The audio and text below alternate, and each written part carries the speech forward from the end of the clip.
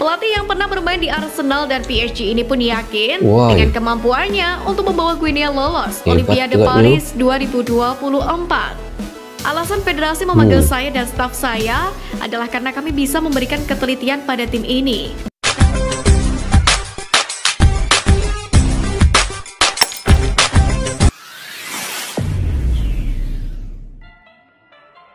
Assalamualaikum dan salam persaudaraan. Selamat bertemu kembali guys di channel Askalani Studio. Oke, apa kabar? Semoga kalian semua dimurahkan rezeki, diberikan kesehatan yang baik ya, dan sukses kalian dalam apa jua bidang yang kalian usahakan. Oke, apa cerita sekarang ini? Timnas Indonesia sudah tiba di Paris dan mereka berehat seketika ya sebelum meneruskan latihan.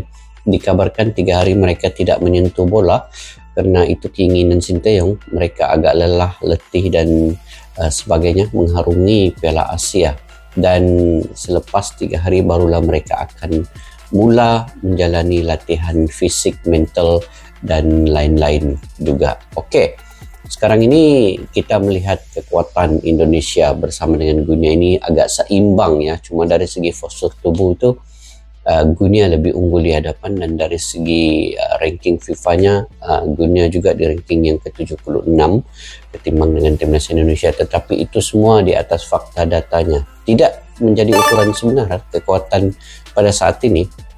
Karena kekuatan pada saat ini Indonesia, saya melihat Indonesia sebenarnya lebih unggul daripada Guinea ini. Kalau melihat kekuatan pada semasa saat ini ya, karena Guinea ini mereka bermain di Piala Afrika sebenarnya pada tahun lalu ya, tahun 2023, di mana di fase grup Guinea hanya menang 1 perlawanan, 1 seri dan 3 kekalahan yang terakhir, termasuk laga persahabatan melawan Amerika Serikat kalah 3-0. Jadi Guinea hanya menang 1 perlawanan saja, ketimbang dengan Indonesia main di fase grup kalah 1 kepada Qatar, menang 3, dan di semifinal pula kalah kepada Uzbekistan dan barulah kalah kepada Irak pula. Jadi dari segi statistik ini tadi di fase grup kedua-dua tim ini Indonesia sebenarnya lebih unggul di hadapan pada saat ini, dan Guinea mungkin baru pemain-pemainnya kembali bergabung dan mereka perlu menyesuaikan diri kembali untuk melawan Indonesia ini, sebab di fase grup Piala Afrika itu mereka bermain pada tahun 2023 di bulan Juni, sudah jauh. Nah, jadi memang kita ketahui semua kebanyakan pemain Guinea, ada lebih kurang 16 ke 20 orang itu bermain di Eropa, ada yang main di Spanyol dan juga di Prancis. Jadi itu yang membuatkan mereka lebih unggul dari segi pemain-pemain individual. Mungkin lebih bagus Guinea ini, tetapi dari segi permainan secara berpasukan, bekerja sama dalam pasukan, itu mungkin Indonesia saat ini juga satu pasukan tim yang bagus ya, timnas Indonesia. Saya melihat ke semua perlawanan Indonesia dari fase grup sampailah ke semifinal dan juga rebut 3-4. Indonesia kesemuanya bermain bagus dalam kerja sama satu tim. Cuma perlawanan ketika menentang Uzbekistan, saya melihat sedikit yang Indonesia itu agak down sedikit permainan mereka, tidak menunjukkan kekuatan sebenar, tidak menunjukkan cara melawan yang sebenar ketika melawan Uzbekistan. Tapi melawan tim-tim lain semua Indonesia main dengan bagus ya, cara berkelas Eropa juga kalau dilihat dari segi permainan, terutama ketika melawan Korea Selatan, melawan Yordania, itu sangat menghiburkan permainan itu. Oke guys, kita semak dulu daripada video ini. Timnas Indonesia full squad, ST jadi perbandingan pelatih Guinea. Media asing tunggu Indonesia di Olimpiade. Yuk kita semak dulu video ini. Media Selandia Baru dukung Timnas Indonesia U23.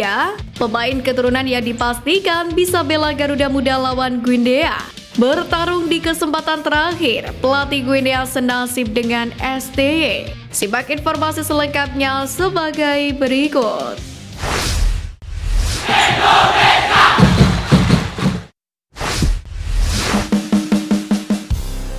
Dukung lolos Olimpiade, media Selandia Baru sambut timnas Indonesia U23 di fase grup. Oke, media Selandia Baru ya. Kabar menarik datang dari media Selandia Baru yang turut menyoroti peluang timnas Indonesia U23 lolos Olimpiade Paris 2024. Sebagaimana diketahui, Garuda Muda harus menjalani babak playoff lawan Guinea untuk memperebutkan satu tiket terakhir tampil di Olimpiade Paris 2024. Jika berhasil menang, maka timnas Indonesia akan bergabung di grup A Olimpiade 2024 bersama dengan Prancis, Amerika Serikat, serta Selandia Baru. Sontak saja jelang tampil di babak playoff ini, salah satu media Selandia Baru, francefootballnz.com, turut menyoroti hasil timnas Indonesia di Piala Asia U23 kali ini.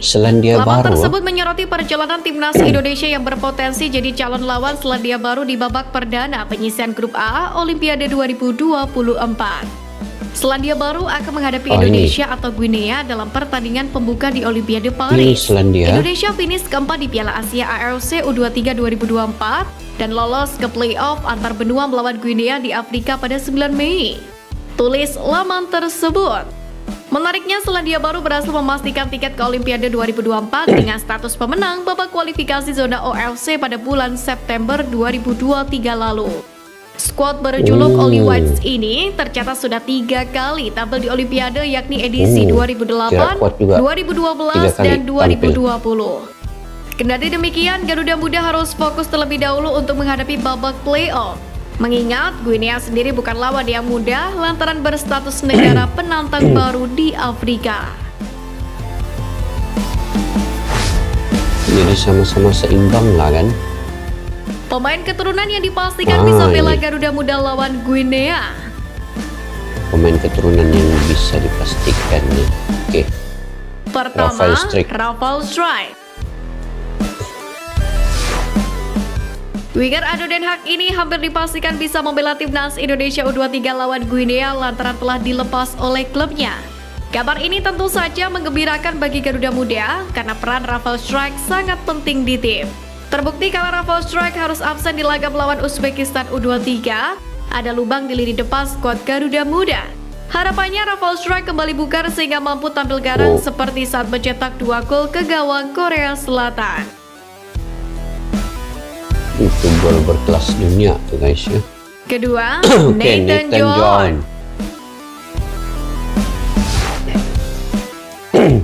Pemain SC Heerenveen ini pun banjir pujian dalam membela timnas Indonesia U23 di Piala Asia U23 2024 kemarin. Utamanya saat melawan Irak U23 dalam perebutan posisi ketiga. Pasalnya Nathan benar-benar tampil ciamik. Nathan bahkan dianggap sebagai pemain terbaik Indonesia U23. Dia bahkan turut melakukan penyelamatan penting kala gawang Garuda Muda nyaris kebobolan di babak kedua. Tetapi ketersediaan pemain satu ini masih belum pasti, sebab Nathan dikabarkan harus kembali memperkuat klubnya SC Heerenveen. Tapi jika PSSI berhasil melobi kembali SC Heerenveen, bisa saja Nathan kembali memperkuat skuad Garuda Muda. Oke guys, tapi Nathan John ini saya sangat respect dia nih. Dia ini seorang pemain yang punya daya juang yang tinggi juga. Dia ini semua di setiap lapangan tuh ada saja Nathan John. Jadi pentingnya mesti ada Nathan John juga dia nih. Dia ini rajin, lepas itu stamina dia kuat dan juga dia cepat untuk menutup gerakan-gerakan lawan tuh. Bagus dia nih. Ketiga, Ivar Jenner pun bagus.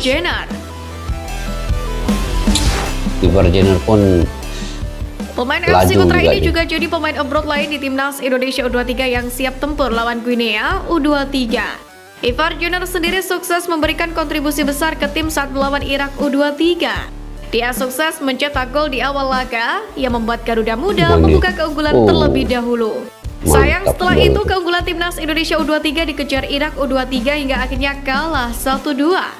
Kendati demikian, peran Ivar Jenner di lini tengah sangatlah vital.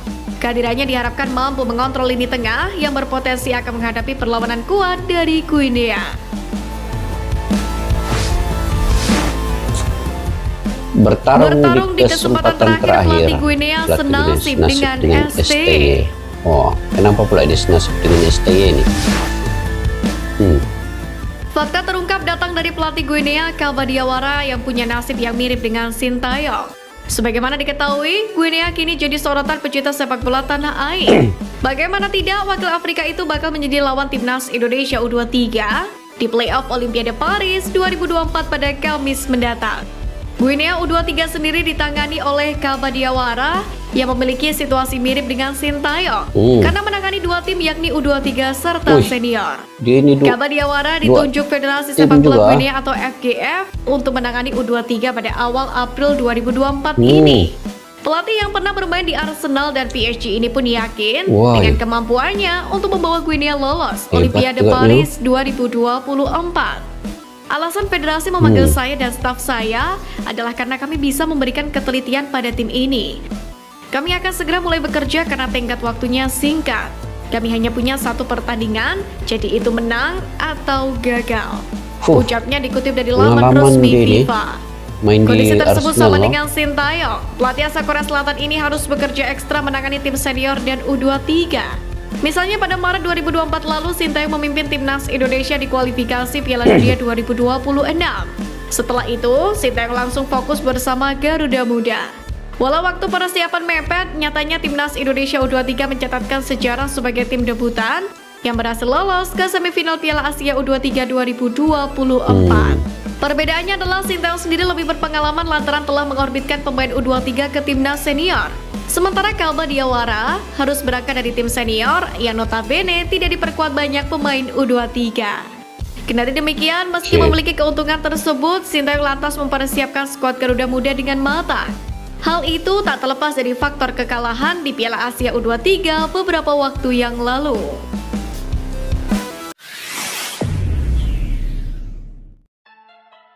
Oke guys, masing-masing punya kelebihan dan kekurangan masing-masing lah kan.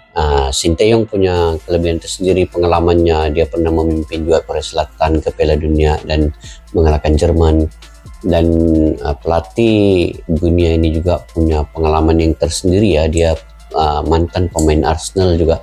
Dan yang kesamaan dorang ini, kedua-duanya melatih dua tim, senior dan juga junior U23 ini. Dan mungkin kelebihan kepada Sintayong karena Sintayong memahami ke semua pemainnya ini, daripada tim senior dia bawa kepada junior U23. Tetapi pelatih Guinea ini dia hanya melatih senior, tetapi hanya diperlukan oleh timnas U23 itu secara tiba-tiba dan dia tidak mengetahui mana-mana pemain yang tahu cara permainannya itu. Sebab ramai yang berkarir di Eropa ya.